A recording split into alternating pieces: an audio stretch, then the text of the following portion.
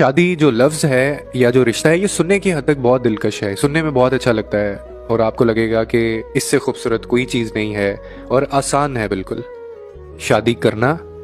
या मतलब मुंह से कहने की हद तक सुनना और कहना जो है ये बहुत अच्छा लगता है, इसमें बड़ी अच्छी फीलिंग आएगी आपको। लेकिन सच ये है, और अगर मैं आपको ये कहूँ कि एक ऐसा शख्स होगा आपकी ज़िंदगी में जिसके साथ आपने अपनी ज़िंदगी के 40 या 50 साल आपने एक कमरे के अंदर गुजारने हैं आप दोनों ने, और उसी एक बंदे के साथ, सिर्फ एक ही बंदे या बंदी के साथ आपने 50 साल अपनी ज़िंदगी गुजारनी है एक कमरे के अंदर। पहले आपको लगेगा ये कि मतलब नॉर्मल है, रूटीन है, घर बाहर जाना, खेलना